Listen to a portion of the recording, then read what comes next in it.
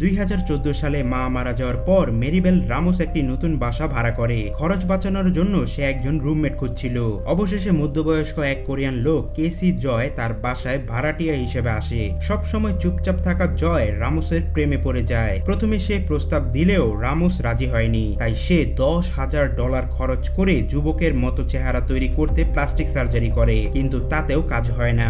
Ramos সরাসরি তাকে প্রত্যাখ্যান করে। এরপর থেকে শুরু হয় বিপর্যয়। সে রামোসকে বাসা ভাড়া দেয়া বন্ধ করে দেয় আর এই বাসা থেকে যাবে না বলে জানায়। তার এই যন্ত্রণা সহ্য করতে না পেরে সে পুলিশকে জয়ের ব্যাপারে অবগত করে। তবে এর কিছুদিন পর রহস্যজনকভাবে রামোস নিখোঁজ হয়ে যায়। পুলিশ কোথাও তার চিহ্ন খুঁজে পাচ্ছিল না। একদিন তারা জয়ের ইন্টারনেট অ্যাক্টিভিটি অনুসরণ করে একটি জায়গার সন্ধান পায়, যে লোকেশনটা জয় দেখছিল।